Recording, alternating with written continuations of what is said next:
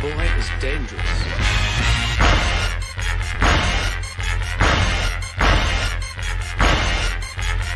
Bad feeling about this. You don't seem to understand something.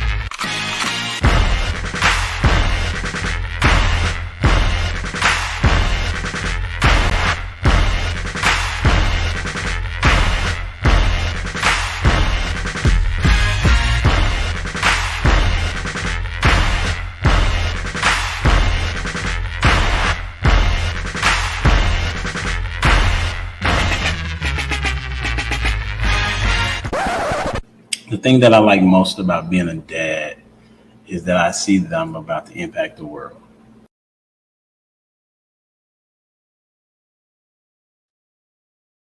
Yes, sir. What's up? It's your boy Humble Dad back with another edition of Humble Dad Podcast. We're going to go round two about make your marriage yours. Last week was a really good show, and so that's why we're coming back with it again. Some of the same people are back, and we'll see if the new people drop in or not. But it's okay because we're gonna have a great show regardless, right? Because you know why? Because I said so. And ever since then, it's always been a thing for us to have a good show.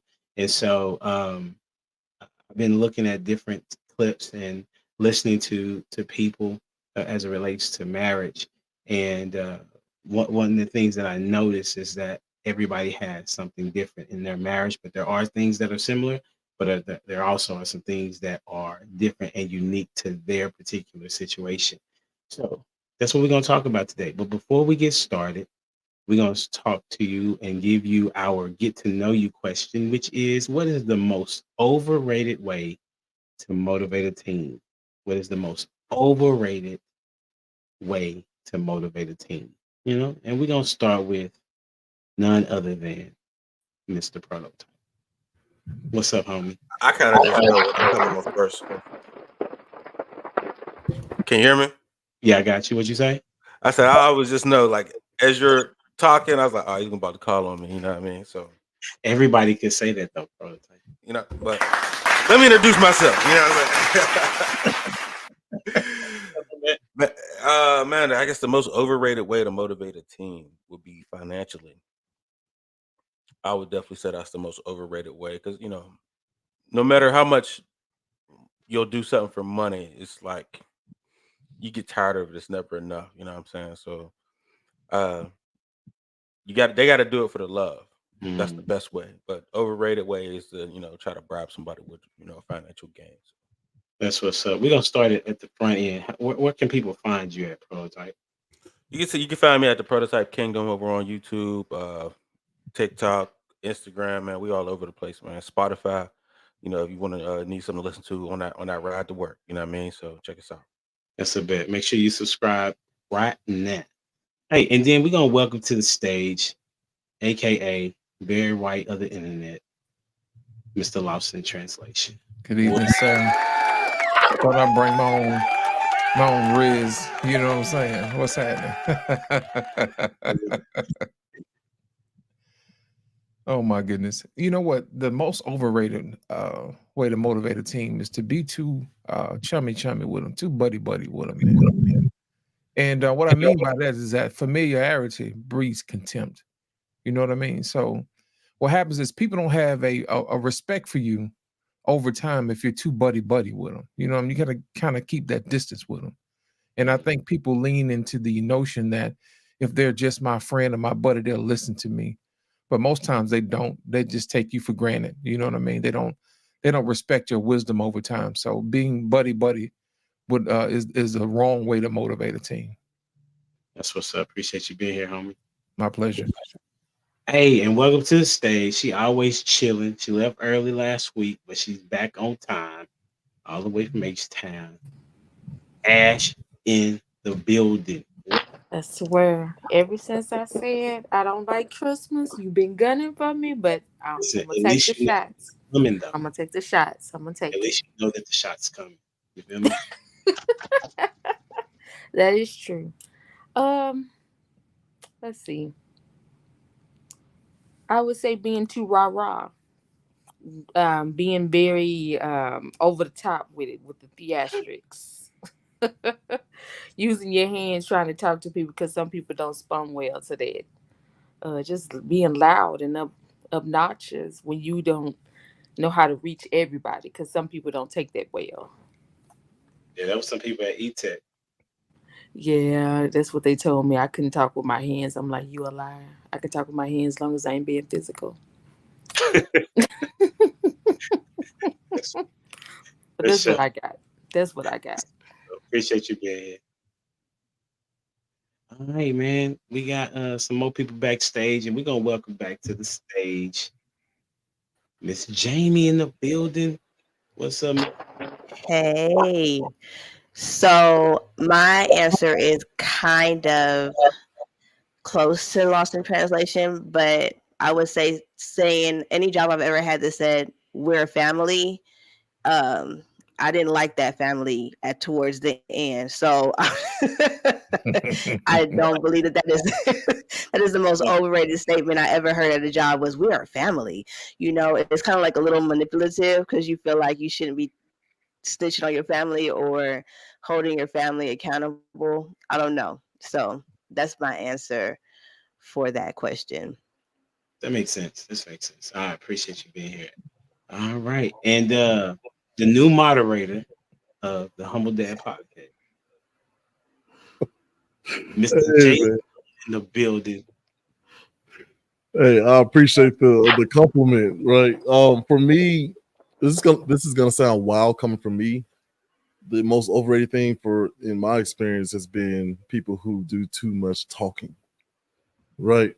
Not doing the 2 ears and 1 mouth for a reason thing. So I don't know. That's my short answer. You said the 2 mouth. Sorry, 2 ears, 1 mouth. Right. When people use that statement, we have 2 ears and 1 mouth for a reason. We should listen more than we talk. And I see that in leaders that they've most likely accumulated a lot of information and have a lot of experience, which is quite possibly why they became the leader of whatever group. So they get really excited about sharing all that and downloading everything that they've learned in like a 10 to 20 year span, in a 1 hour session. Right. So it's tough to kind of reel that in when you're just excited to share information. I get that. That makes sense. For me, it's when they said, "Man, y'all sure are doing a really good job." Like, who y'all talking about? Because I know everybody in here ain't doing good. Facts. You know what I'm saying? I know I'm putting my weight. that happens a lot in education. Man, y'all is doing good. Like, we appreciate everything y'all doing. Because I don't appreciate most of what everybody's doing because they make my job hard, right? Like, I'm teaching math, and the 7th grade math teacher didn't even do their job. I know you can't say they did doing good. So whenever they be like, "Man, y'all are doing such an excellent job. Can you please point out other people?" You know what I'm saying? So those other people can know it ain't them. That's me. So that's what's up. I appreciate y'all being here. It's gonna be a good one. I'm interested in the answers that y'all have for some of these questions. I thought long and hard about how to kind of come up with these questions, seeing as though some people are married, some people are single. So when I'm asking the question, I'm asking it from the perspective of a marriage mindset. So just keep that in mind for those that don't know what I'm doing. Okay. And so the first question is, how are married rules established? I wrote that wrong again. How are married rules, or the rules to marriage, can I say? Right? How are the marriage rules? How would I say that? How are the married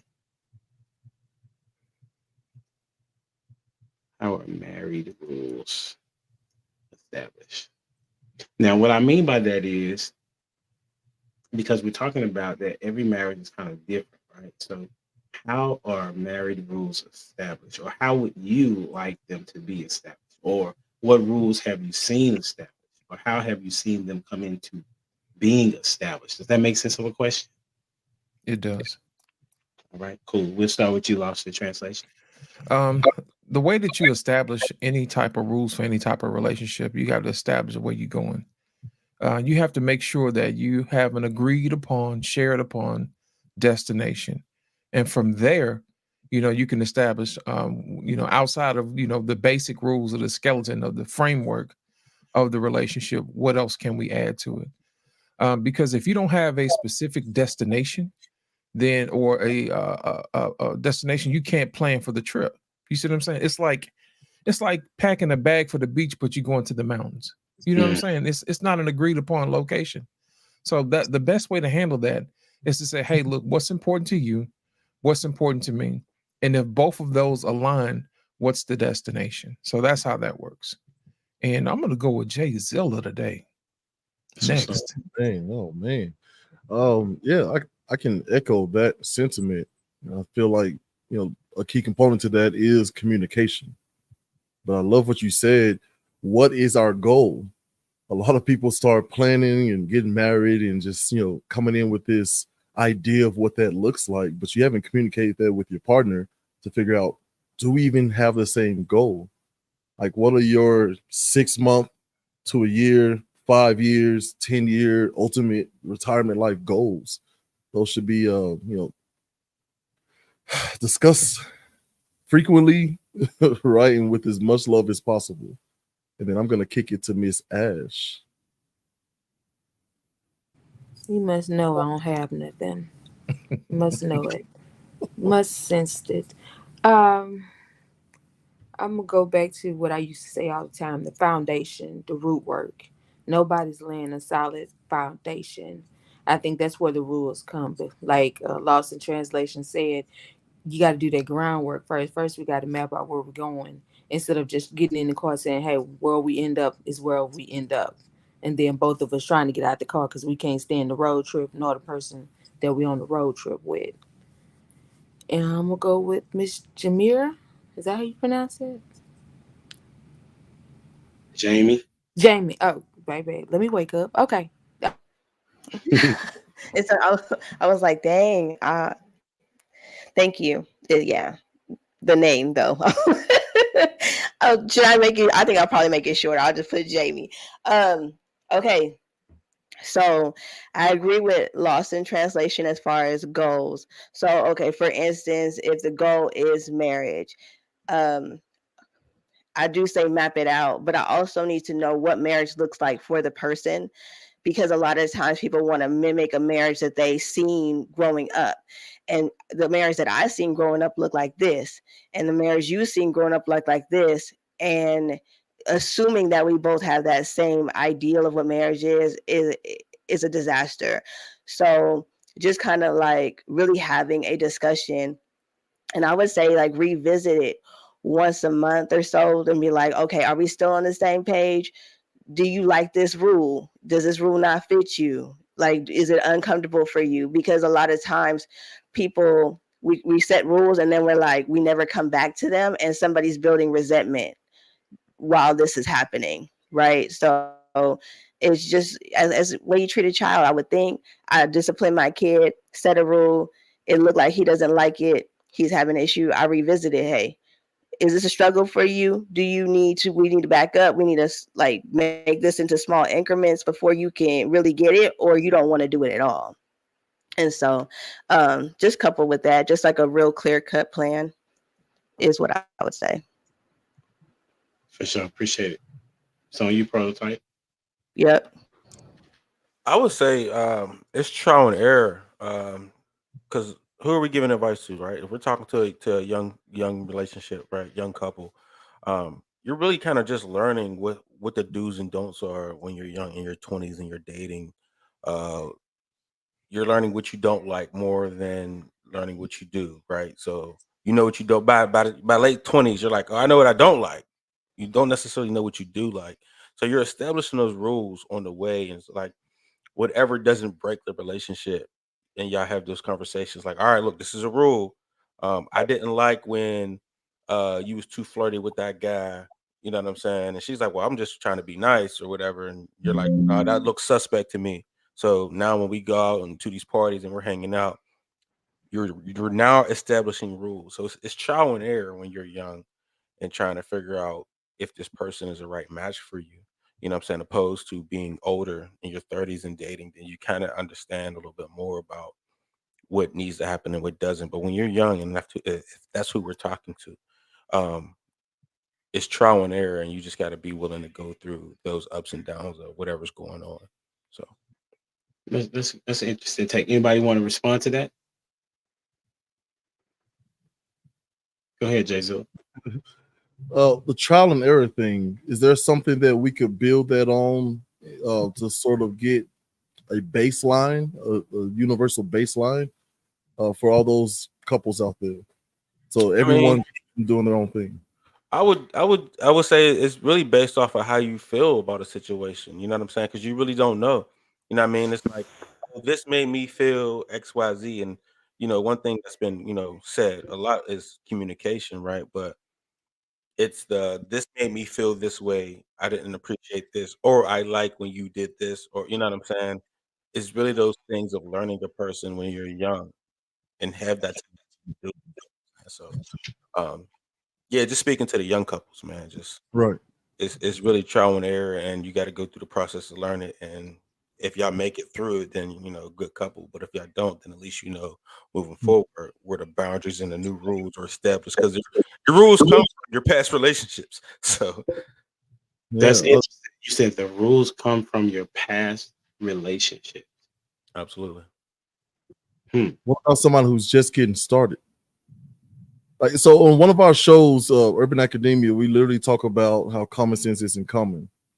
So holding the doors open, don't force yourself on someone, notice when someone is uncomfortable and adjust, try to communicate, all these things, right? We're just kind of tossed out there as if we know what dating is. I guess what I'm getting at is that the dangers of trial and error, I do believe, have led us to this.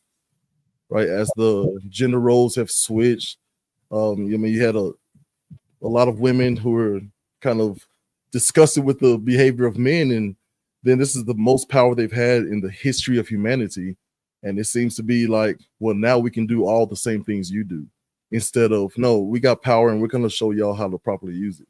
So that's what I mean, like, how do we establish a baseline? I mean, to go with what you said, okay, I don't get it. Where you get going here? Because when on here we've stated that men also have the power today. Because I think the real root problem is everybody that we grew up with is getting access to things that they never had. So this is bringing on a new person. So it's not like when our moms and dads and grandparents were dating, because the rules were different. You're right, the rules were different back then. But for my kids, what I would try to instill is make sure that's the person you want to ride with. Make sure their background look like you want to be with around these people, because you also have to take on a family. A lot of people don't understand. You have to deal with family some instance. I mean, whether it's funerals, family reunions, visits, short-term visits, somebody gets sick, everybody's gonna be around somebody. But now we've got into this selfishness, and that's the problem on men and women.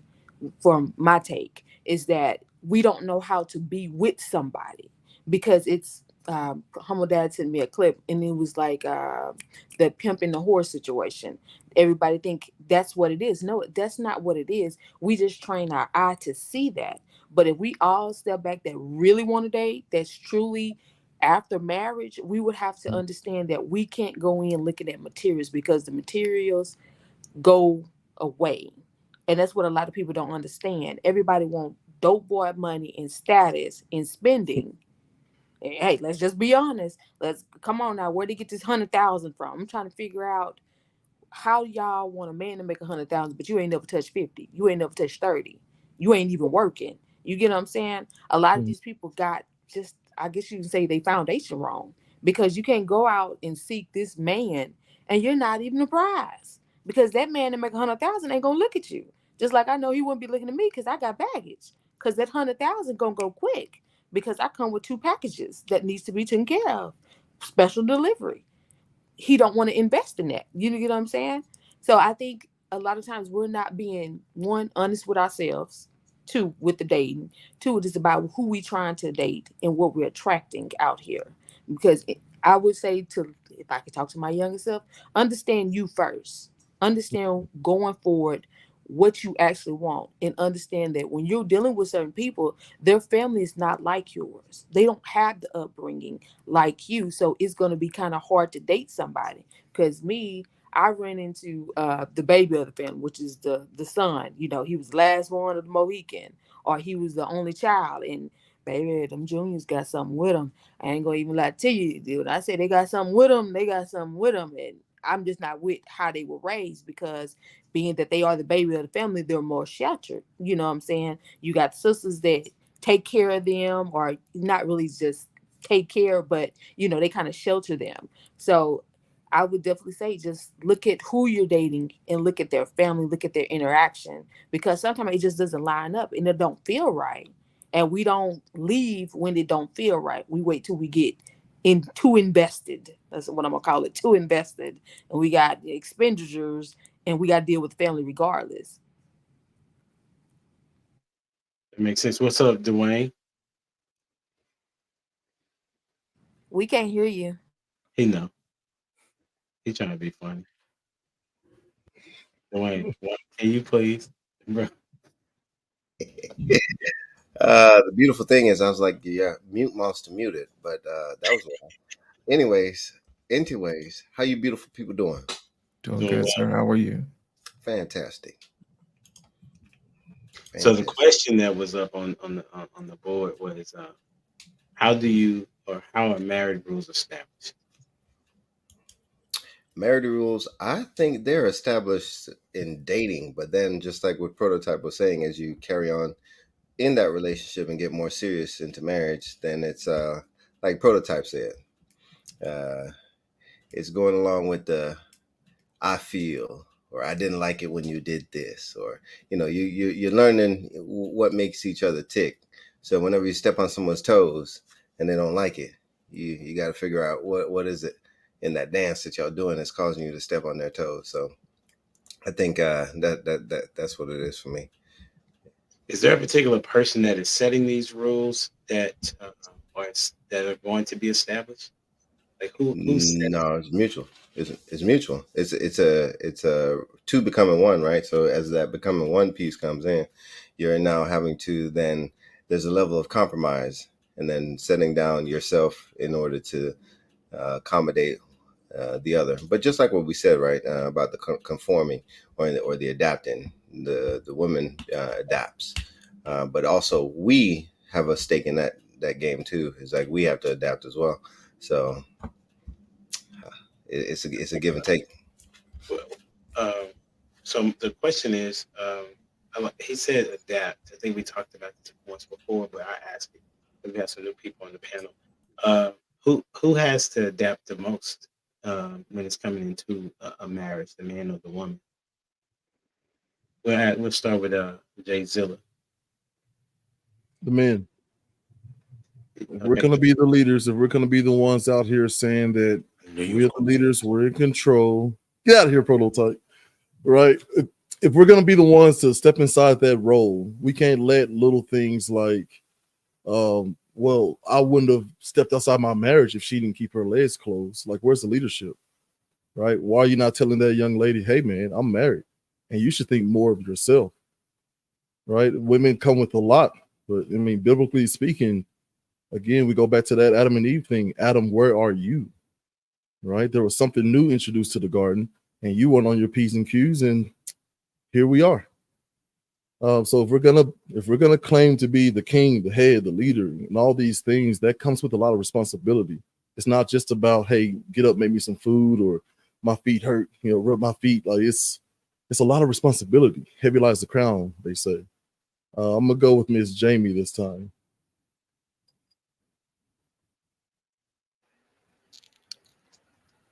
Repeat the question again, so make sure I give the right answer.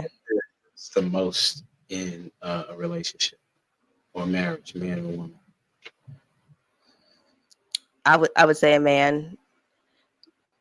Okay, just even in a relationship, okay. Can I give an example? Okay. All right. So I was dating somebody and they talked to multiple people. And I remember having this conversation. Okay. Like 10 people right? And I was like, okay, well, you're used to talking to 10 people. Are you sure you're able to talk to one person consistently and be satisfied with it? To me, realistically, it's no, because you're used to a certain amount of, stimulation or dopamine that this one person cannot provide. So if it was, what I would say, it's a man, because it's not something, I would say, for majority of women, I don't know, but for me, I didn't have a bunch of people I was talking to or being overtly stimulated all the time. Men, I think that you kind of lose more, a lot more, really, than a woman does, or compromise more than women have to. All right, who you got? Ash. Okay, I guess we're gonna ruffle some feathers tonight. I say it's an equal playing field because we both stepping in and we don't know what we're doing with the other person. Like, yeah, men compromise, but a woman have to really come in and step into a grown woman if she truly is trying to be a wife. Like, you got to come in and know how to keep yourself composed and also be able to um, settle your man down. And what I mean by that is when he's having a rough day or a bad day, you got to be able to do calming mechanisms, and you can't just go off the handle because a lot of us are mouthed. We don't know how to control our mouths. I get down with it.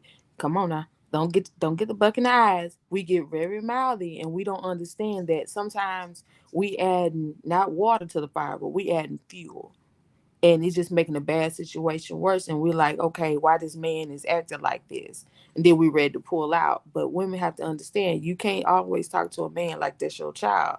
And I understand when somebody say, you don't make me feel valued, you don't make me feel wanted. It's like I'm just here just to lay here. We don't, I guess you can say we don't know our place sometimes. I'm gonna go with prototypes and see over there shining.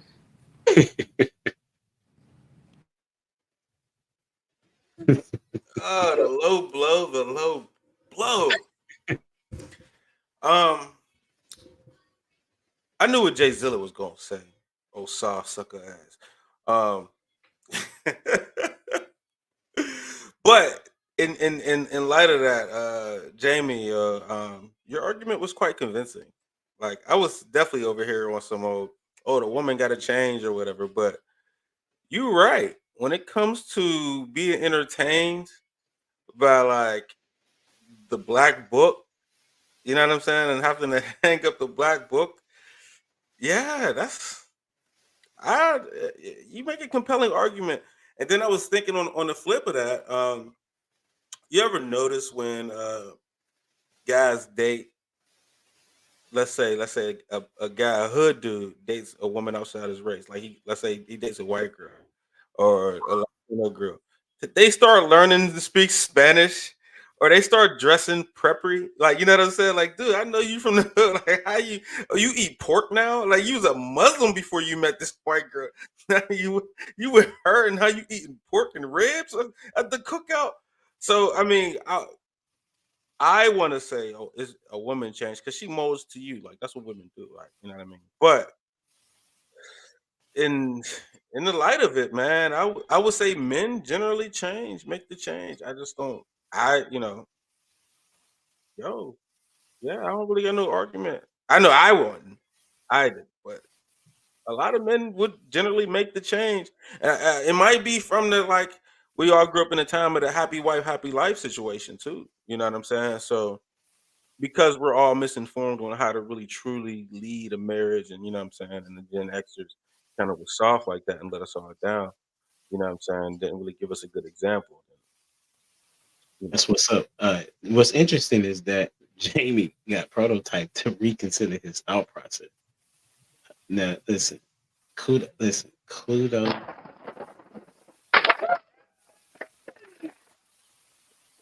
the first time in history, I think, on the show.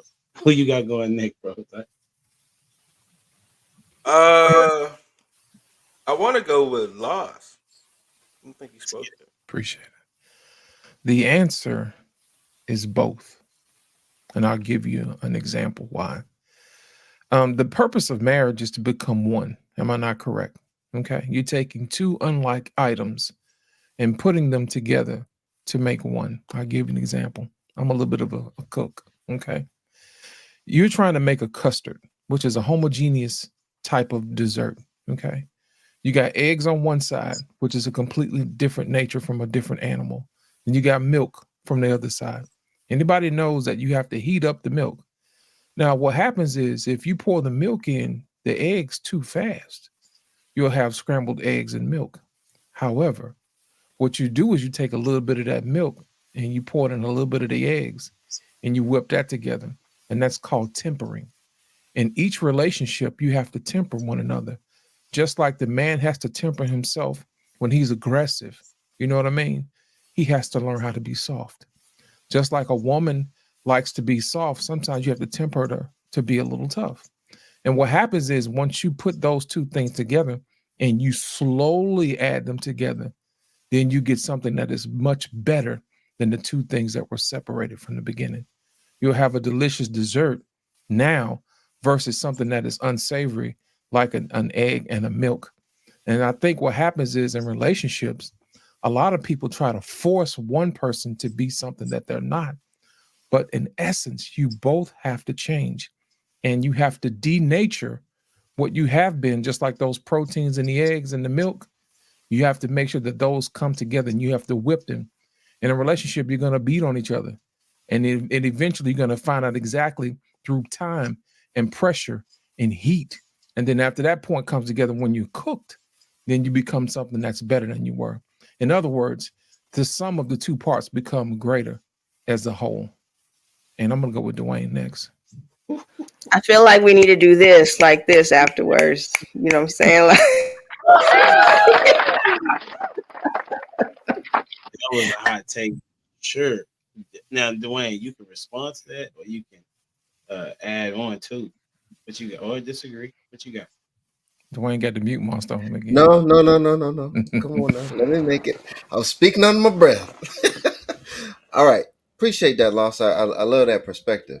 And I'm tempted to agree with you, except for this small detail.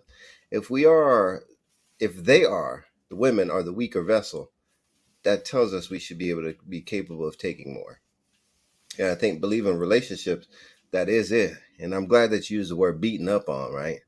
Because you know it's wrong for a man to beat up on a woman, like physically, right? It's both ways is wrong, but in society typically it's the man beating up on the woman because of the strength imbalance. But I also believe that based upon women and how they're built, I think sometimes we as men get emotionally beat up on as well. So we get it from society, right? So we'll get it from society, but because of the way that society treats men, I think that creeps into the marriage as well, and how the women treat the men with inside of the marriage. And I think from an emotional standpoint, I think sometimes that gets overlooked, right? So just like what you said earlier, Lost, about, you know, keeping that temperament with inside of an argument. We can't just go off and it's frowned upon if we go off and lose our lid and lose our cool. Is we're looked upon to keep our composure, keep our cool, right, under all circumstances, right? If the woman flips up, you know, they get a pardon at times. They get more of a pardon than we do. I'll just put it like that. You said they get more of a pardon? Oh yeah. From who? Well, let's take a look. From us, because we are supposed to look past those transgressions, right? So meanwhile, let's say for example, we are to filter the things in which we say, because we know it's not what we say, it's how we say it. So we got to make sure that present or whatever it is, we package it real nice and real good. And then we present it to them. Can we get it wrong? Absolutely, we sure can, right? but the thing is, we actually thought about the process in presenting it. Sometimes, I'm not sure about y'all, but sometimes it becomes a little reckless whenever it comes to it. There's not enough care that may be put towards how things are then delivered to us. So that's one example. What y'all think about that? I gotta say, why is it allowed? Like, why you can't say something about it? I mean, y'all know I speak all the time. Men got feelings too. But my thing is, why have we allowed my species to be so outright disrespectful towards y'all? I mean, you want a man to provide, cook, well, if he can cook, but you want him to go out here, break his back on this job where these people is giving him the 3rd degree, but then got to come home, listen to you, bitch, about something that's probably fixable if you give him time to deep breathe and then go fix it. My thing is like, I think we need to take gloves off, start handling women. I'm not saying beat up on nobody. I'm not saying that. I'm just saying, in reality, you need to check that because at the end of the day, you gonna get tired. Everybody gets tired. Everybody got a doomsday. And doomsday, when you blow up, whether it's get physical, you say something out of rage, but it shouldn't be like that. Like to me, I feel like women really need to start reeling in that mouth because nobody really want to hear it. At the end of the day, I know my kids don't want to hear me. So sometimes I got to take a chill pill before I come in here and get the hooping and hollering and stuff about something that I can talk to them better about. And that's one of my things I'm trying to work on. But hey, they push my buttons. Hey, you get what you get. I'm work in progress. But I'm just saying, like, we really have to stop this babying. Like, come on now. Like, you ain't in person no more when she get to talking crazy. Yeah, I hear that what you're saying. I'm gonna come back. But I'm gonna add on to it in a minute. Jay Zilla, what you got to say to that? Say no. That's a good. Jamie raised their hand, so I'm gonna go to Jamie, and then if Jay Zilla want to go, he can. I think the real problem is people are not comfortable with their emotions, to be honest. So like in my household, I have a son, remember I told y'all, and it was very important for me for him to be able to express all of those emotions. Like I didn't even know that boys have a harder puberty than females until I had to go through it with him.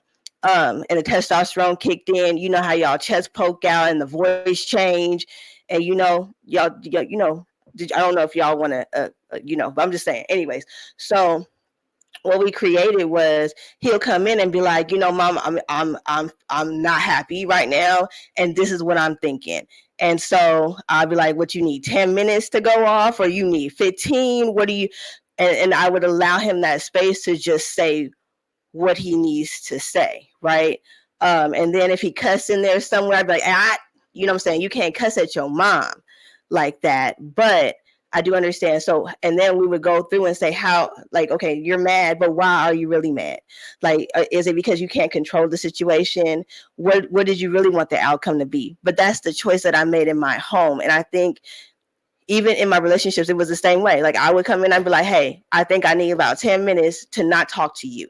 Because if I say what's on my mind right now, you're not going to be happy. But that's because I'm comfortable with my emotions enough to be like, hey, I need a timeout. I need 10. I don't like the way you said that. You may not have meant it that way, but I'm taking it a different way. So let me go ahead and check myself and see why I'm taking it that way. Do you get what I'm saying? So like there's got to be, I don't want to say emotional intelligence because I didn't know what that meant. I never heard that word when I developed this system in my home. It was just, we're going to keep it real here. And I don't got time to try and figure what your faces look like or what that means or any of that. If it's a yes, it's a yes. If it's a no, it's a no. We're not playing any of those games. If you're hungry, say something. If you're not, then you're not hungry. But if I'm not dealing with none of this trying to figure out what's wrong with you. Okay. And so anyways, I'm just saying, I think we need to be able to express ourselves completely. Well, I think that's it. I think that's great. Let me chime in real quick, Jay Zilla. The part that I applaud you on is that you're having your son be able to communicate what it is that he's thinking and how he's feeling. The caveat or the thing that I would suggest that you may be able to implement to him is that most women don't allow that. Right? Most women do not allow a man to unpack his emotions because they then judge him based on the emotions that he is giving to them. So I would say to him to be very wise in his decision making when it comes to women, because he's not gonna, in this day and age and even days in the past, he's not gonna have that type of freedom. So I would just, kind of caution you to help him know that, because you're doing a great thing, right? And unless he finds a woman that is like that, it's very rare, because typically women bring up the thing that you was upset about or that you had a frustration about, and that you confided in them about. And that's, I would say, 90 to 95% of women, right? That's if they got God in their heart or not. Like, that's the way that they try to attack the man, since they can't really beat on him like that, in my estimation. Jay Zilla, on you. Look, man, I'm going to echo that first and foremost. Women and men bully each other differently, right? Like prototyping our football players, right? I had a full scholarship to Vanderbilt. I was a defensive end. I ate my way into an offensive tackle position. All right. How we would handle things is way more different than how I would handle things with Ash or with Jamie. And I can see the validity in that, and also the danger. When our kids fall, we tell the girls, "Oh, come here, be emotional, get it out." What are we telling our boys? Rub some dirt on the boy. So it's kind of this combination of the girls are taught at a young age that men are supposed to be this strong, stern figure, right? This unflinching thing. And men are being taught the same thing. And so when our women are screaming at us to tell me what's actually wrong, what's the problem here? I'm like, don't worry about it. I'm going out with the boys to smoke or whatever. Maybe it's going to the gym. However we choose to get that out, right? One of the biggest things I had before I started going to therapy, I didn't realize that going from such a high level of sports and aggression to, best way I can describe it is civilian life. It was difficult to have some little fella try to, poke at me, because if it was a football field, we just handle it and then we go on. We may have a beer afterwards. But now I've got to figure out how to be undercutting. I got to figure out how the game works, who's got the real power, who do I even talk to? It's a lot, right? But we aren't taught the same way to be emotionally, reasonable as Jamie is trying to do with her son. And I will say, Jamie, like, hats off to you and Ash. One thing my mother did in a single parent home, I had 2 younger sisters. She literally was like, this dude is looking me eye to eye and he is 11. Let me get him down to the church with some big old deacons and some factory workers, right? Let me get him to the park and let him play with the neighbors' dads. Like, because I know that it can get to a point where if he decided to, it's a wrap. He's just physically bigger, right? And so, I commend you ladies who are doing things like coming on platforms like this. Now, look, real quick, the ideal of you prototype saying that you knew I was going to say something soft like that, I'm just reflecting the words that God said. Adam, where are you? A man shall leave his family and to be joined with the wife. You shall love your wife as Christ loved the church. What was Christ doing? Christ spoke at least 4 languages, as far as we know from the book. He also gave a bunch of parables covering a myriad of different industries. Consider the fisherman, consider the taxpayer, all these things. So he was doing a lot of adjustments. So your beefing is not with me, it's with the Bible. Let me add to that, right? I would. It's interesting how people take down the Bible, right? I got you. Right. From what I know, right, Jesus is the head, right? That's what I know. And the people that did the adjusting were the people that followed it, right? So, and if we saying that, because he tells us that the husband is supposed to be like Christ and the wife is supposed to be the bride. So the person that's doing the adjusting should be the woman, because Jesus is the one that had the vision and had the plan. And he executed it. And he used us, the church, to divvy out responsibilities to us so that we can carry it out and make disciples, right? And not only that, he set the example in how to do that. So I think it's very interesting how people take apart the Bible, but don't really use it accurately when they're trying to depict who Jesus is, right? So what I have an understanding of what you're saying, but it's very important for me for people to see Christ correctly as it laid out in the text, right? So men And what I see is that men don't have a vision. Like we can talk about that, right? Men don't really have not equipped to know, okay, this is my goal, this is how I get there, and this is who I need to help me get there, right? I can get you, I can understand that premise. However, the part that I'm saying is that women are the ones that's supposed to be adjusting because the man's supposed to have the plan, right? Now, what will happen is that he will, tinker with the plan, right? If there's an adjustment that's needed to be made, like for example, we're working on a business. Me and my wife, we're working on a business. But what ends up happening is that it didn't go according to the plan. So what are we doing? We're pivoting, right? And she asked me, she's like, Elijah, what do you think? Right? Because she wants to hear my thought process, because that's something that we're working together. But at the end of the day, what needs to happen is that I need to be like, I see where you're trying to get to. Like as a man, I know you got goals. So how can I position myself to help you get to your goal? So once again, this is my high horse for sure, that the man is supposed to have the plan, the woman is supposed to adjust to the man's plan, because we're aligning ourselves with Christ in the Bible. If we're going to quote it, let's quote it, right? On you, Dwayne. I think you were about to. Oh, Jay Zilla, go ahead and respond to that. Yeah, I don't want anybody to mistake me out there. I'm not saying that Christ is in the head. The question was, who does the most adjusting? And if you look at the text, there's a whole slew of time that's unaccounted for in Christ's life. And in my estimation, he is preparing for this great task that he has to overcome. Is anybody else hearing that echo? Yeah, but anyway, he's preparing. He does a lot of preparing. We see him at 13, then he disappears from the Bible, and then you see him again at 30 as he starts to begin his ministry. And so the only thing I'm pointing out is what's showcased in the Bible is Christ doing the walking around, going to people, Christ doing the washing and the explaining. Like he's God, right? He's the Word made flesh. So I'm pretty sure he has all the vision and understanding and power, but he still did things to make sure he can meet people where they were and lead by example all the way to the cross. That's all I was trying to say. Right, but who's making the adjustment though?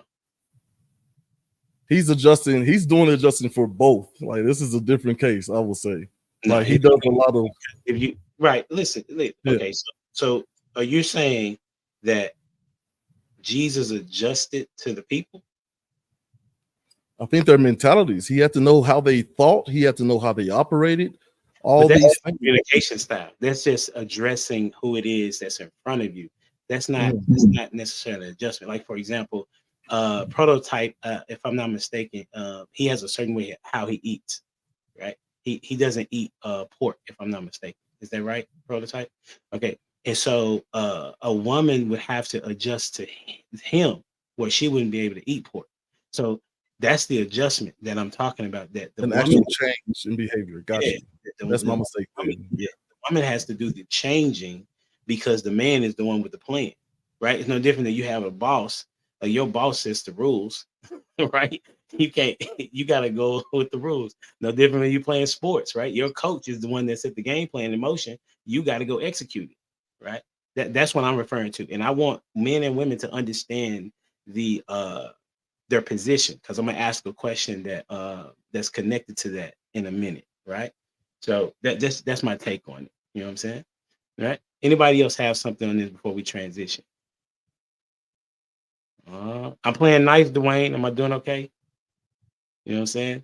Because Dwayne had to check and make sure that I talk to people correctly. Because he be telling me sometimes I don't talk to people right. All right, so before we move, man, I did ask Prototype where people can find him, and I forgot to ask everybody else. Shout out to the Holy Spirit for letting me remember that. All right, so Lost in Translation, where can they find you? We're going to do it in the middle. Appreciate it. They can find me on YouTube on your Lost in Translation podcast, also on Instagram. And I'm also building up this TikTok thing now. So I'm going to find out how that's going to work out. And also you can reach me on Black Man Unfiltered just about every day of the week. That's where you can locate me. On YouTube. Absolutely. And as they tell you where they're from, y'all go over there and open up a different tab, you know what I'm saying, and click the subscribe. But Dwayne, what you got? You can find me, DwayneJonesPhotography.com. And you, Jamie?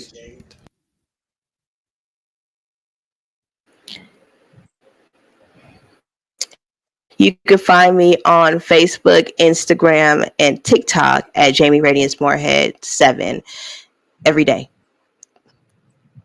That's what's up every day. Jay Zilla. Yes, sir. So we have 3 podcasts right now: Redeemed Life, Urban Academia, and the What the Frap podcast.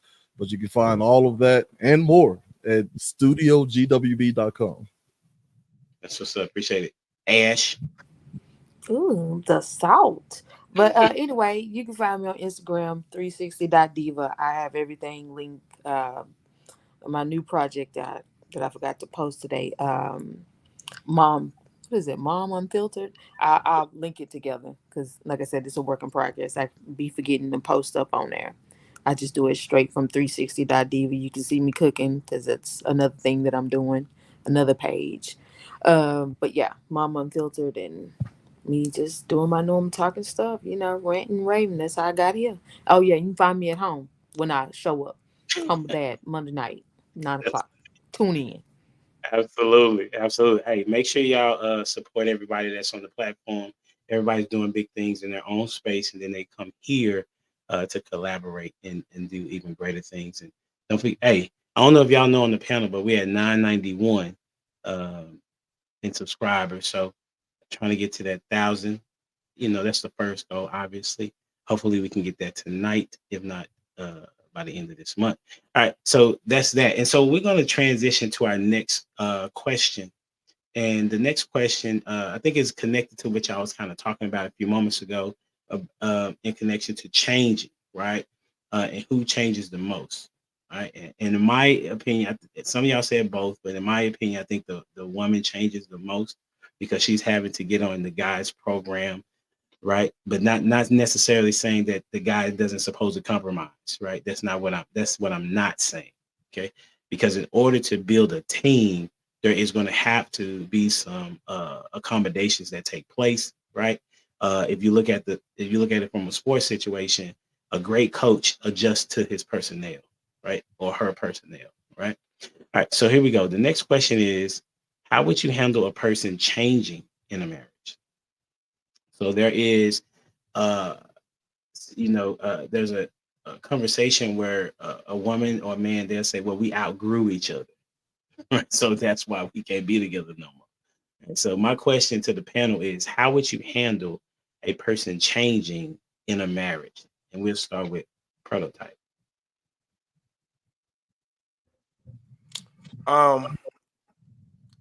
Man, that's a hard question because every time I see like a person making drastic changes in a marriage, from my observation, I know that marriage is about to be over, right? Like if I see one person in a marriage like getting in shape, taking health really, really serious, and the other one's not like along that journey, it's only a matter of time before it's about to end. You know what I mean? So it really depends, man. I mean, if that person's making changes and everybody's making changes for the better, then match made in heaven. But if somebody's changing and the other one's not, there's really no way to handle it other than, there goes the separation. You know what I mean? And it's only a matter of time before we're like, oh, it's with mutual interests or whatever, however they get divorced nowadays. So I got you. Who you got next? I ain't gonna do it. Let's go with Dwayne. Appreciate that, Prototype. Man, I say how to handle it. Change is relative. So is the change good or is the change bad? Okay, cool. If the change is good, how do you handle that? Well, see, I thought I get to answer this how I felt like answering it, HD. Oh, I thought you was asking me a question. Goodness gracious. Oh, that's on me, bro. I thought you was asking. After weeks of conditioning, I feel jaded. I feel for sure. After you have changed for me, I guess.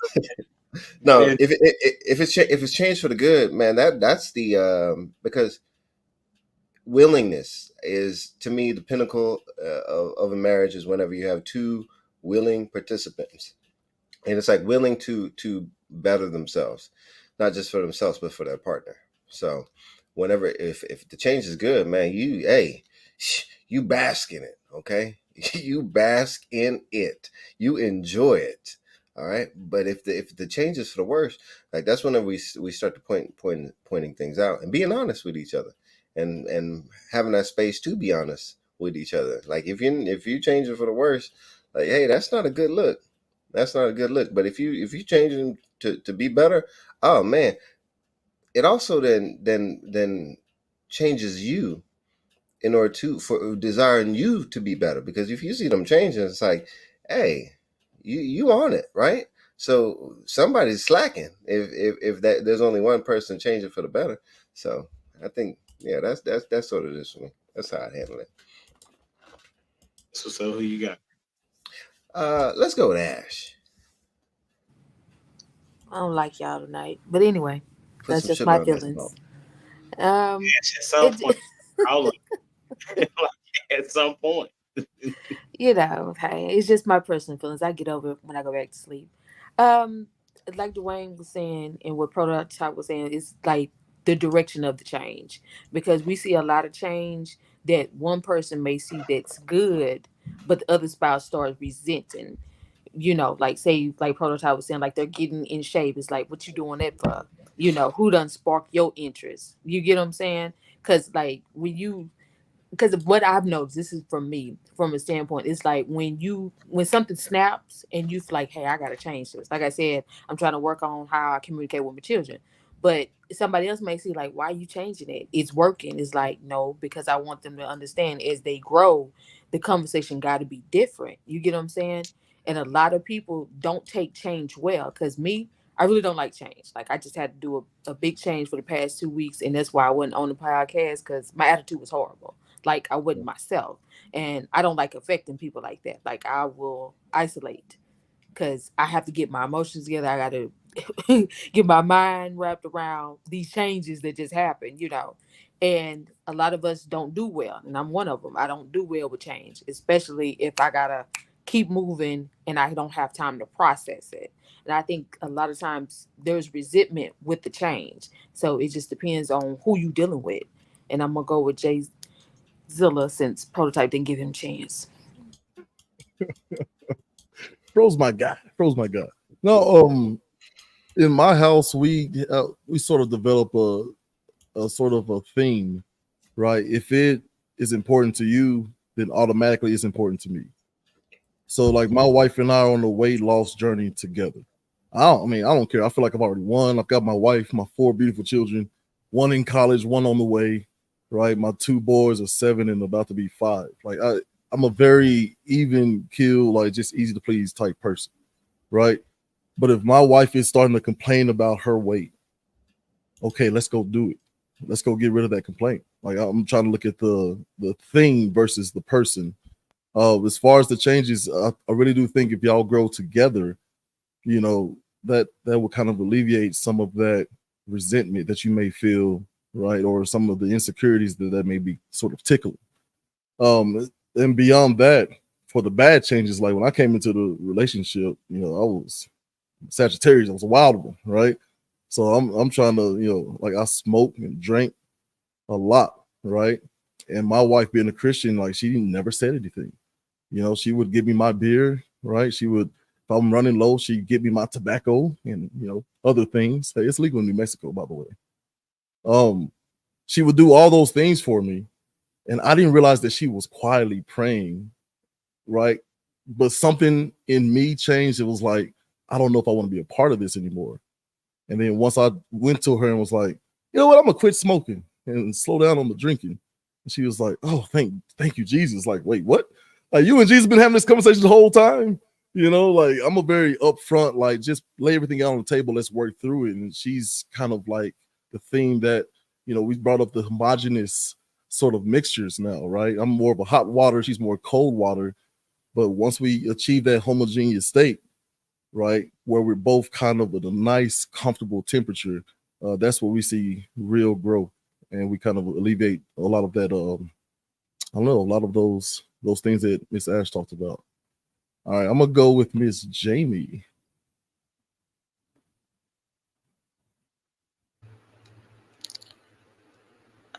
Sorry, I feel like there's a delay on my end, you guys. So when I hit mute, it doesn't do it automatically. One of my favorite sayings is the only thing constant is change. And so, and plus, I'm like a goal setter, which is probably like the worst thing that anybody could ever deal with. And so there's like a goal setting for absolutely everything in my house. And then steps how we get there. And so I feel like if we're not changing or being better or getting better or identifying where we're lacking in certain areas, then we're not kind of doing right by ourselves. You know what I'm saying? So I expect change. Like I kind of want change, and I want you to hold me accountable. What I'm lacking is somebody holding me accountable in certain things. Sorry, I just got kind of lost in the chat, but that is my answer. My answer is the only thing that's constant to me is change. That's good.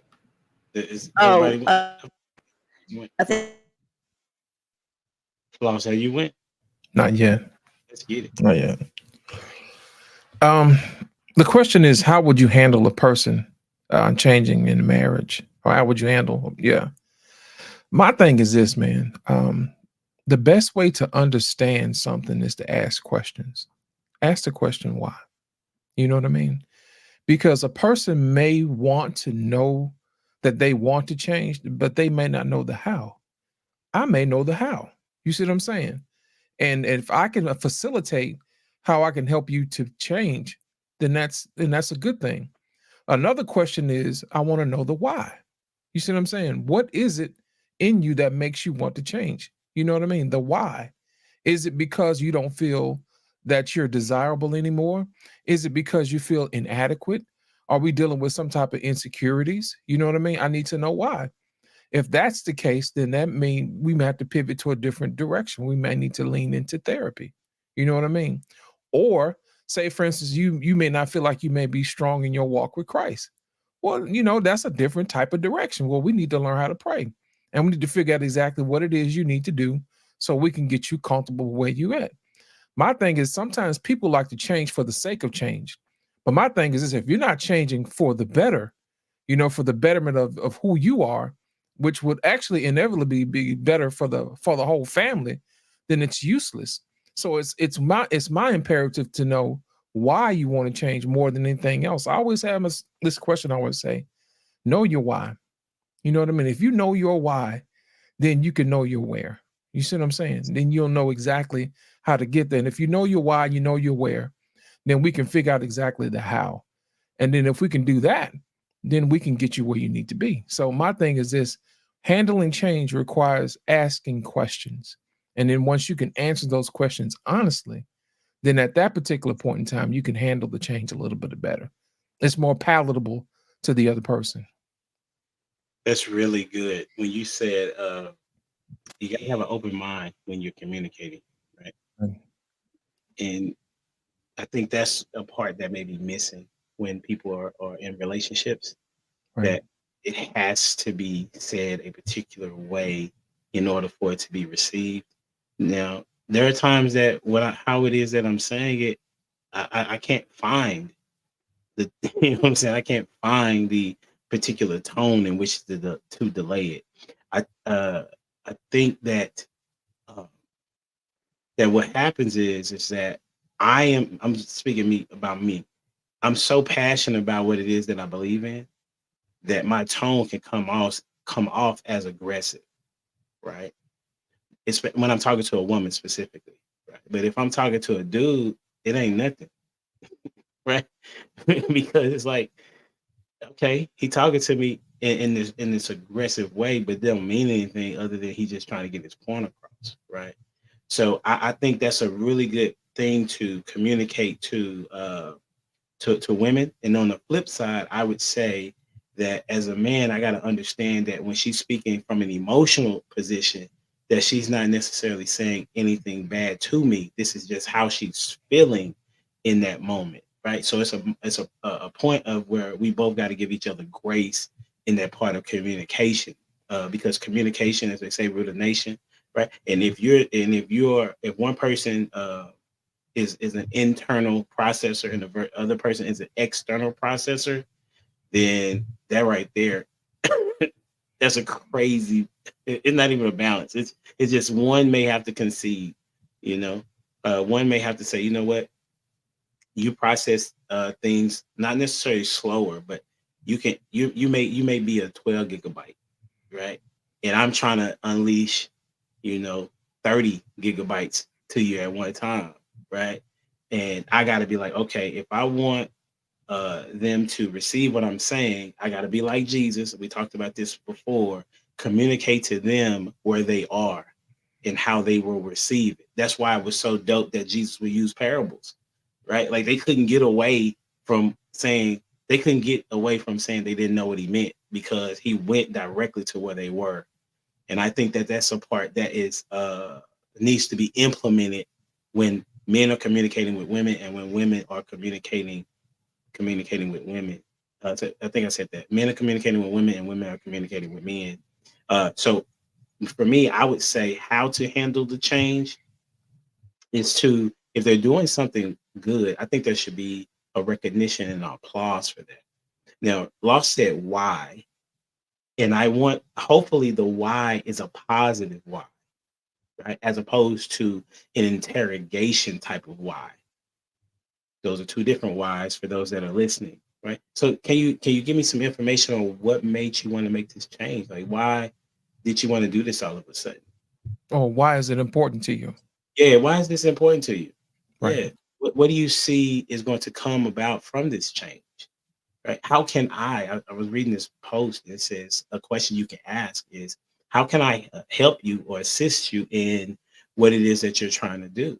One of the things for me and my wife, we're going through the Bible for the year, right? And so we get to take this journey together. And sometimes I'm ahead of her, and sometimes she's ahead of me in the reading. So we get to have that connection and that conversation. So we're growing spiritually, right? So, and then we get to ask questions and make comments and state and things of that nature. So I would say, I'll say, good job, babe. Like I appreciate you being consistent, and reading the word. And I really appreciate that you had this dialogue with me. Another change that happened, I'm a big sports guy, if y'all can't tell. And she's not necessarily a sports fan. However, I made a comment about it, and we had a situation where we had a disconnect in our communication. But once I explained to her that I'm not, well, what she took in that she thought that I wanted her to know all about basketball. That's what she received. Well, once I heard that, I explained to her, no, I don't want you to know about basketball. I just want you to hear what I'm saying. And you could chime in if you will. For those that don't know about sports is no different than a drama series on TV. You know what I'm saying? If you watch ESPN or any of these platforms, women specifically, if you watch them, you'll get to see the outskirts of sports, and be able to communicate with your man if he enjoys sports. And then for the guys, you may not like, I didn't like reality TV. Do y'all watch reality TV? All right, bet. So Real Housewives, I didn't watch it until I met my wife, right? But we got to this one that's called Married to Medicine. And she found one that we will be able to watch together. Right. And so even though she knew that I didn't like reality TV, she found something that we could watch together, dialogue about, and even take bits and pieces and implement it into our marriage. And that's the part of making your marriage yours. You take bits and pieces from different places. Ultimately, the framework is the Bible, hopefully, So that's my spiel, And so as we, I think everybody got a chance to talk on this one. I wanted to ask, as we transition to after coming from the change, and this is just going to be a free for all conversation. So if you get yourself ready, if you want to respond to it, you can. If you don't, that's okay. The question is, how do you know when your love or respect is being reciprocated? How do you know when your love or respect is being reciprocated? Just so y'all know, I think that's a phenomenal question. Okay. That's me patting myself on the back. You should. I can tell you when. It's when they initiate gratitude without you doing something first. Yeah. Because what happens is most times when we do stuff for other people, it's because they've done something for us first. And we kind of feel guilted into doing something to them just because they did something for us. You know what I'm saying? We feel like we owe them something. But my thing is if somebody does something for you first, initiates the reciprocation, I think that is when you know that you've been appreciated. That's how you know you're being respected. You see what I'm saying? It's no different than if a husband came home and, he brought his wife flowers or whatever because she cooked a good dinner last night. Well, what if he brought her home the flowers before she cooked the dinner and say, you know what? I really do appreciate everything you do. And she hadn't done nothing. You know what I'm saying? But after that, she'll feel like, well, I guess I better sleep with him now. He did bring me some flowers. That type of energy is different. You see what I'm saying? So my thing is this: it's all about who initiates. Yeah, what you saying? Say what now? You saying she just laying there on that one? It's like I really didn't want to do it, man. But you know what I'm saying? Since he brought me flowers, I guess I better go ahead and give it to him. You know what I mean? I might as well. You know what I'm saying? So the front end of reciprocation is the best end because it's more blessed to give than it is to receive. And you actually, it hits different when it comes out of nowhere. You see what I'm saying? Especially if it's a random Tuesday. You know what I mean? It don't have to be Valentine's Day. So on Valentine's Day, you expect it. You see what I'm saying? And it's like, we got to go through the ritual. I got to take you out to dinner. I got to get you the flowers. And at the end of the night, it's on and popping. However, if you do that on a Tuesday night out of the blue, to me, that means that it means more because that means that person had been thinking about you the whole time and you didn't have to do anything to do it. It's like somebody giving you something and you had nothing to do with why they gave it to you. They just say, hey, you know what? I really do appreciate you and I'm going to show you that I appreciate you. So that's how I look at it. That's how you know you're being loved and respected. That's what's up. That's good stuff. Anybody else want to go? Yeah, man. I feel like when those lines of who did it first are blurred, when you can't tell if like, am I doing this because he did something for me last week or whatever, I think that's a strong indication that y'all are reciprocating each other's love and respect. Like just like what y'all are talking about, doing something just because it's Tuesday. And then she kind of maybe is more excited about giving you some, right? And when those lines are blurred, I think y'all are onto a really healthy relationship. That's all. Dwayne over there grinning, man. I want to hear what he got to say, right. Man. Right. Grinning like a prototype don't like that, I don't like how y'all use sex as like a treat, right? Y'all act like it's not a duty. Oh, okay, that's different. You say, yeah, it should be a pleasure. You know what I'm saying? Like, yeah, you could give the dog a treat, but he gets a meal every day, right? A treat is different. Y'all treat it like a treat, okay? This is a meal. Sorry, I just had to point that out. But yeah, no, I think it's the reciprocation is key. Like, but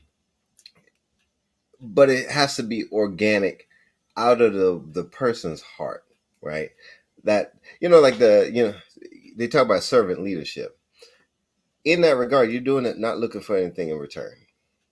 And I think that's whenever, as for selflessness, is whenever you're not doing what you're doing for selfish means. Like, I'm gonna get her these flowers because I'm gonna get some. No, you should already be getting some. All right. The flower is just a treat. Okay.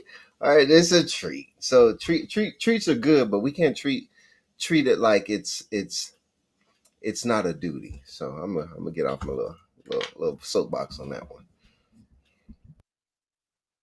I get where Dwayne is coming from, but it should be whatever. We're not going down that rabbit hole. But it's the small gestures for me. Like when you take interest in me, like say I like to read sometime on the bus, like if I'm running early. Like buy me a book. Like I'll read whatever, it don't matter, just a book. That's how let me know that you're actually taking an interest in me, or that I'm about to finish this one, just give me that one, or just small tokens. Like, it's why I tell people all the time. For me, my love language is when you take interest and you show it. It doesn't have to be flowers, candy, because me, I don't be around long enough to take care of no flowers, so they're gonna die. So don't do it. Like, if you show interest in me, like, buy something that's tailored to me. Like, everybody on the panel knows, except for the new people, that I like to play video games when I am in the spirit. Like, buy me a character, some $4 or something, or buy me a little token or something.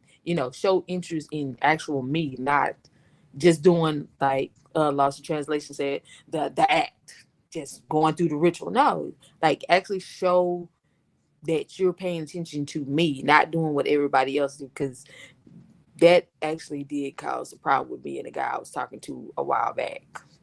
Like, dude, you ain't even paying attention. Like, why would you buy this? This ain't even for me. That's why I got thrown in the trash, because I didn't know who it was from. I was very upset, because it was this is what it was. It was Valentine's Day, and it was a random gift that came in the mail with nothing, no postage or nothing from who it's from. Like, and it was one of those little light things you plug in, and it was like an enchanted rose. I'm like, who sent this? Why did they send it? I think somebody's trying to be funny. Well, you know what? We can always use a charge, because there's 101 things around here I can charge. So I threw the rest of it in the trash. And then, I was like, did you send this? Before I threw it away, I did ask. I said, hey, did you send this? Like, no, I ain't do that. What am I do that for? Okay. Well, I don't know who this was for. The mailman got it wrong and put my name on. Trash it. Then later on, it was from him. Like, why would you buy that? That's not my character. Like, do something small. Like, buy me something to eat. Hey, everybody know I like to eat. Okay, buy me not even a tank of gas. Just buy me some gas. Like, do something that aligns with my personality. Like, don't give me that afterthought gift just because it's Valentine's Day. Let me put something in the mail. Let me just do this to pacify you. Don't pacify me. Like, if you're not going to take an interest, move around. There's always somebody else that's paying attention. Like, if you're not going to pay attention, what you doing? Holding up space? These kids holding up enough space. I don't need that. And I think that when people are not conscious enough, everybody's feelings get hurt. Because I was like, why would you do that? And then, I went. Like I said, women don't know how to control their mouth. I went there, and I didn't really cuss, because one of them kids was around. But it was just like, why would you do this? Like, don't waste money on something. Don't waste your last on something that's not tailored to me. Like, if I get to know you and I know, hey, you like to smell good. The last one I bought you, it was hidden. It was hidden. You might need a refresher on that. I'm going to do that, because that's more tailored to you, because I know the last one was on point. That's what you want. That's what you need. And then, if you shop at Macy's, you get a little gift bag to go with it. So you got something to carry your stuff with, and you smelling good. Hey, let's run with that. But I don't think people think outside the box. That's why I was talking about the selfishness. You got to step out of self to understand who you're dealing with. That's a follow up. Oh, here he go, prototype. So this one, I was sitting here thinking about how to really answer this question, man. And there's a lot of little examples. Like, I have a lot of examples I could use, right? Like, when I my first girlfriend that I knew she loved me, when back in teenage love, when I would come over, she always had like honey buns and knew how to make my oodles and noodles the way I liked it. You know what I'm saying? So, like, soon as I would pop over, she would like heat up my honey bun. We sitting there watching BET videos.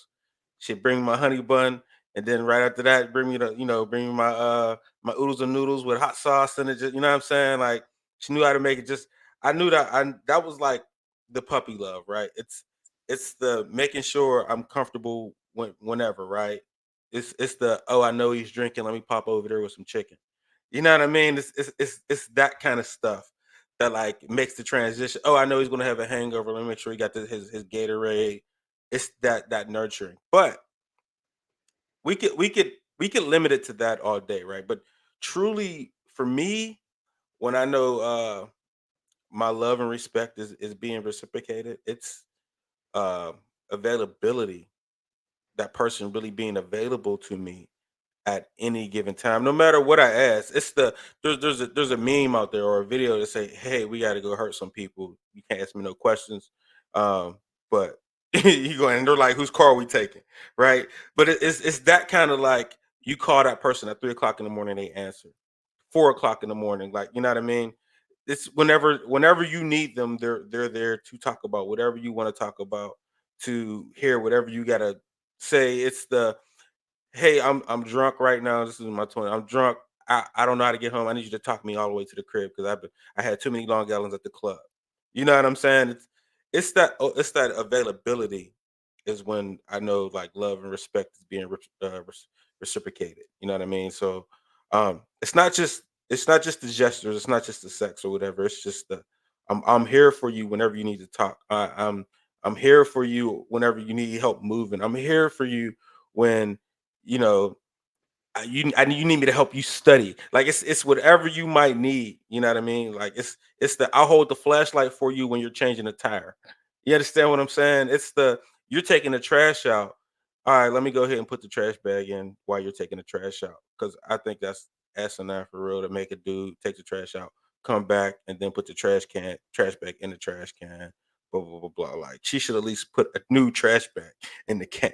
Like, you know what I'm saying? It's that kind of stuff, though, is when you know your love is real. Well, You know what I'm saying? So a selfish woman going to say, you need to finish the job. Dump her.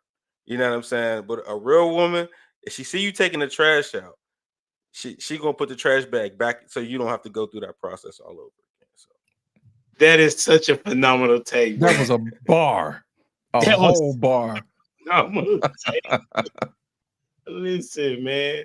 Go ahead, Lost, what you gonna say? You know what? Here's my thing. I'm glad Prototype said that because it reminded me of a conversation I had this morning with a friend of mine. I told her, I said, the proof of love is the investment of time. What you love, you'll spend your time with. And I think Prototype did an excellent job of conveying that message. And I want to thank him for bringing that up. That was spot on.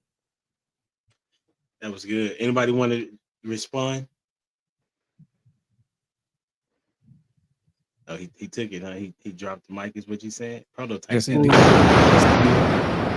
I'll be right sometime, man. Listen, hey, listen, what hey, he said in the back chat. Did you read what Dwayne said in the back chat? Listen. Feed me entertainment. Listen.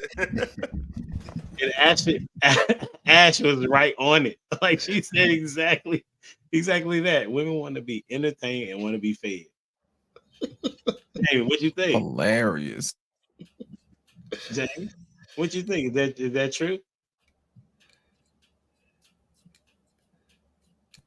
Where's this? No, I agree with him.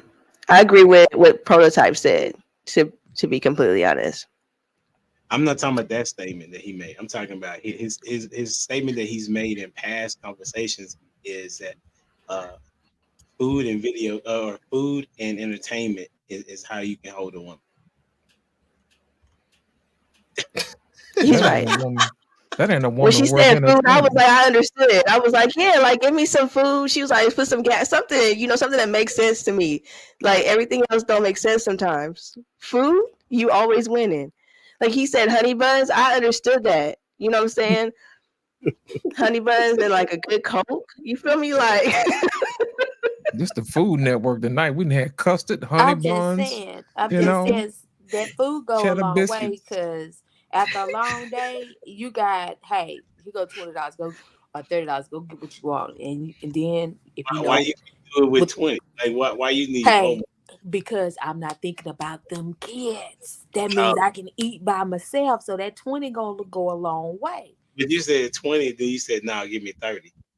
I'm just saying, depending on what your mood is, you can do 20 or 30. Because depending on when I get off now, I'm right at happy hour, so I can go get me a burger, or I maybe can go to Chili's. It just depends on how much time I got and what I'm trying to spend. Because sometimes 20 is a win for me because I like going to Sonic. I don't know what they doing with their burger, but baby, you can find me over there after I get off sometimes if I got the time. Mind your business, Prototype. Ain't nobody care about you shaking your head. I get it. No, I get it. I understand. I used to be addicted to Sonic too, but that was 20 years ago. And guess what? I'm You still better not ready say to it, grow up. prototype. I'm child size. Thank you. Throw that Nah, shade, bro.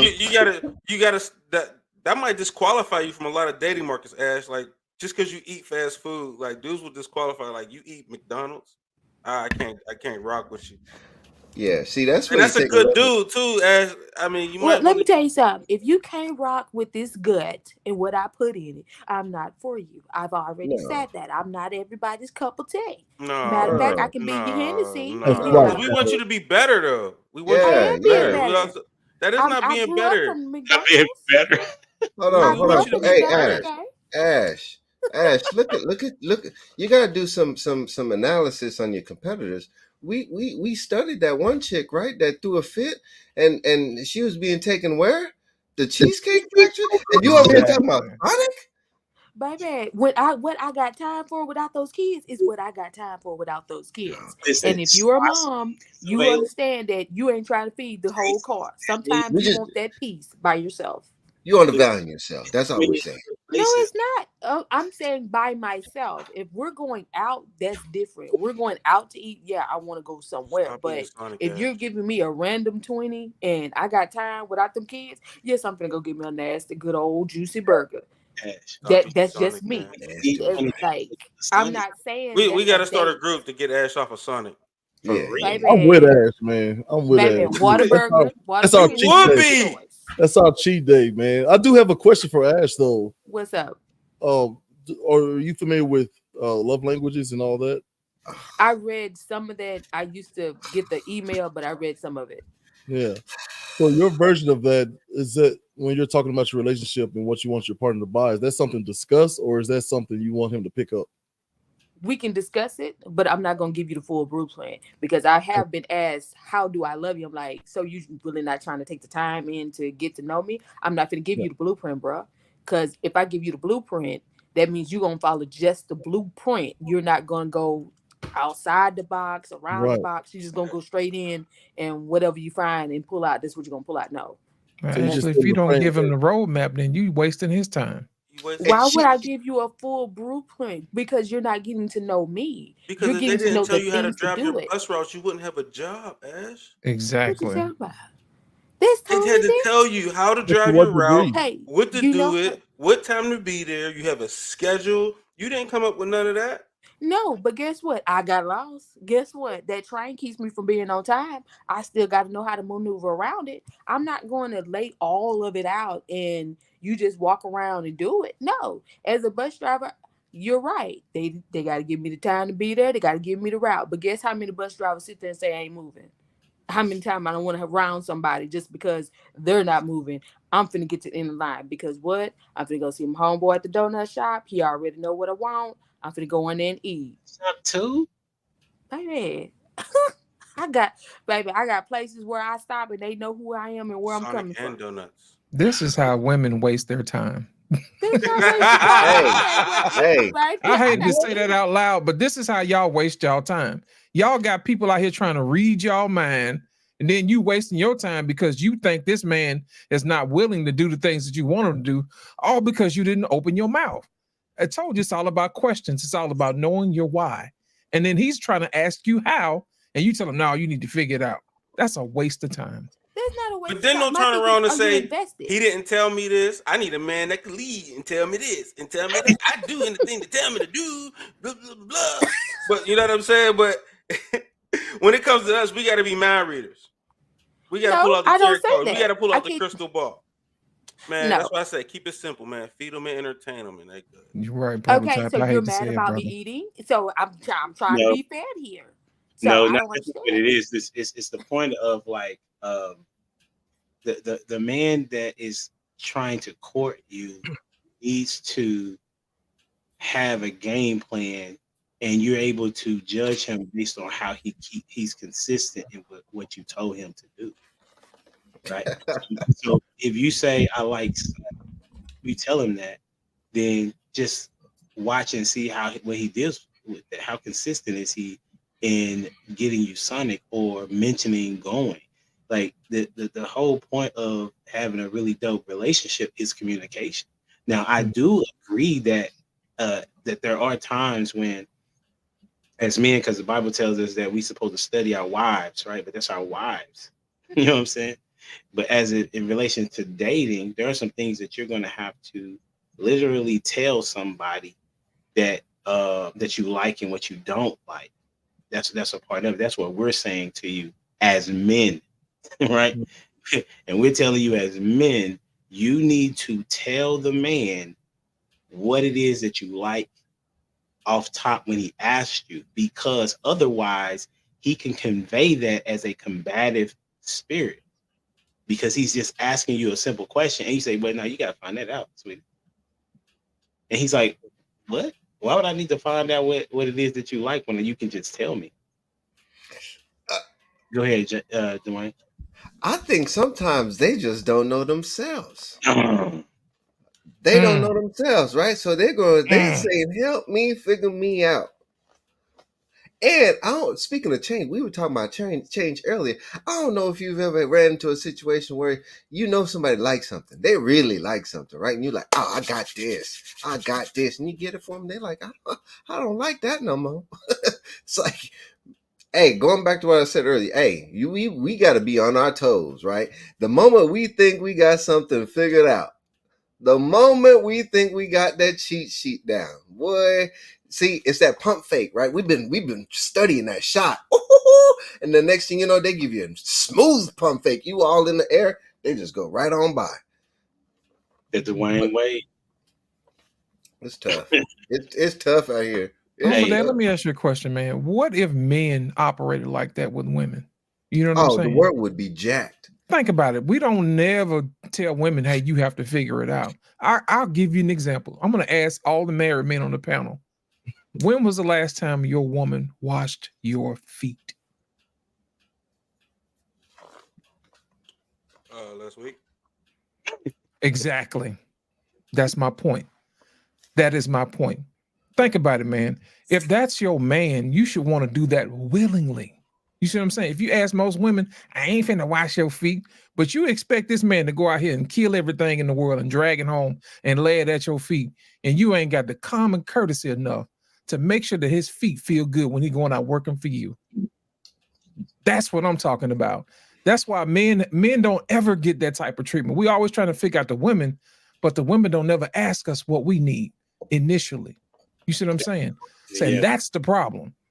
That's the problem. Ask the fellas in the chat how many times you had a woman to wash your feet. That's the reason why I asked the guys who are married, because those are women who are actually required to do for them. Now, I ask the single guys, I'm not asking, random women to come wash your feet, but she should be at least willing to. Even Jesus washed other people's feet. Even the woman at the well anointed Jesus' feet with oil. If we're trying to really be like Christians out here, put your feet on it. Let me see you stand on business. So I don't know if that's exactly, this is what I was trying to figure out with Ash, exactly to what degree, because she said, yeah, I'll tell him some things, basically setting up and stop me if I'm wrong.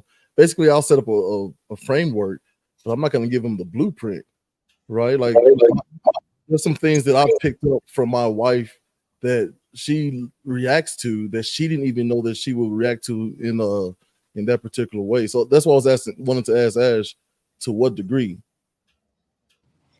It depends on what you giving me. Like I said, I don't lay it all out, because if you're not giving me the time and energy to take the learn, like I said, the little things, like you could call me like in the middle of the day, sometimes when the kids ain't here and I got solid quiet, the house is bone quiet, I'll be in there on the game. Like there's times when I'm off work and on the way home, you can pick up what I'm doing. That's why I say I'm not going to give you the full blueprint to me. Like I want you to invest some time to learn. Like Lost in Translation said, it's that timing thing. Prototype said it's to put that time into me. Like I'm very I guess you can say what is it when you do the same stuff over and over? Repetitive. Again and again, whatever that is. Predictable. What you think of the word, whatever that is. Yes, consistent. I do that. Yeah, my daily routine is consistent. So like when I do have spare time, or if I am doing something extra, you'll know. You know what I'm saying? Like okay, you're not at home. What you doing? It's not about, to me, it's not about you knowing the blueprint. My thing is you studying what I'm doing to know when I'm not doing the ordinary. You know what I'm saying? He says, I get that part, but if he literally asks you the question, how can I serve and how can I make you happy today? The statement should be whatever that is. It may be nothing. It may be I need to go home and take a nap. Well, But to just be- say nothing. Say Yeah. that. Yeah, You that's know, your answer. that's Just what I'm say it. saying. It's like, Yeah. like it depends on the character. Because see, we doing a general because some guys don't do that. You know what I'm saying? Some people want the actual blueprint. But he and you just say, did. what? What you said? I said, but he just did though. See, there it is. There it is. But I'm just saying, some people don't do that. So sometimes I don't feel like doing all that. Because Ash, sometimes let you me- catch me with my phone off. Ash, let me help you out, baby. You can't. How about meet him with gratitude and say, you know what, I really do appreciate you thinking about me. That is an option. And I think that's an option that women really need to exercise more often. Even if you don't need anything, you say, you know what, I appreciate you thinking about me. That goes a long way. Okay. Jamie, you guys, Exactly. that's good. Jamie, No, what you saying? I just was agreeing with Lost in Translation, just the appreciation, maybe just because I think about it like this: people don't have to ask you anything. Like I don't have to wonder if you hungry. I don't have to ask about your day because we live in a popcorn society. Men could go on only. Well, I can't say that. I don't know. They could go somewhere and entertain somebody, you know, for $3.99 and not have to deal with all of the extra. And so, and women can do the same thing too. So I think if we just have a little bit more appreciation that somebody is really taking up the time out to even call us or give us some of their time, it would be nice. That's all. And I mean, like as an entrepreneur, you know, if I take the time out to talk to you, I would appreciate you just being happy that I because I could be making money is what I'm thinking. So anyway, sorry, I was agreeing with Lost. So, hey, we're gonna get out of here. Did anybody have any last short words? Yeah, it's that I could be doing something else with my time. Oh, did she say that? You know what I'm saying? I did. That was so disrespectful. I could be doing something else with this. You know what I'm saying? That's just such a spit in the face. That's I missed that. Who said that? See, Jamie said that? yeah, man. I could be making money. You need to be appreciative that I even answered the call. I could be making money. What? But I'm saying vice versa. So if somebody did that for me that was a man, I'm saying like I would appreciate his time, you know, taking that out. I'm just saying like let's be appreciative of time because I can't get that back. yeah, And you can't either. She's saying that he could have been doing something else better. You know what I'm saying? Besides showing her appreciation. That's what she meant by that. Okay, I got you.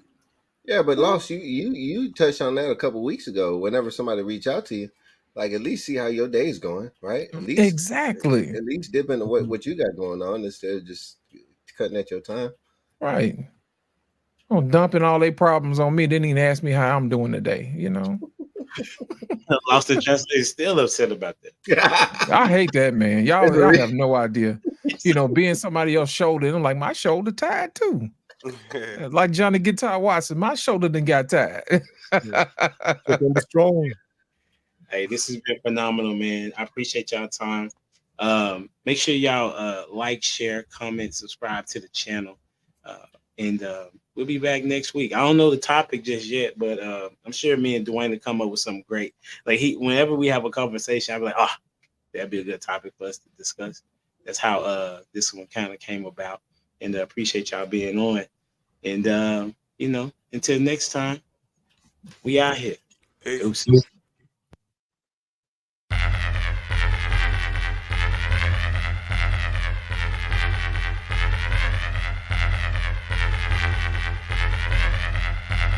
The boy is dangerous.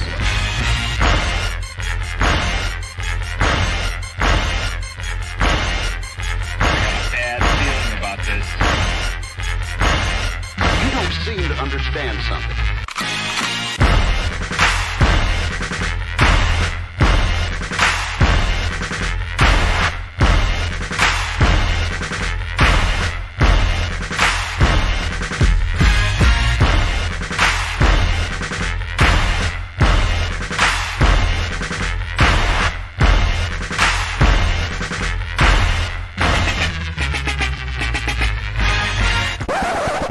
The thing that I like most about being a dad is that I see that I'm about to impact the world.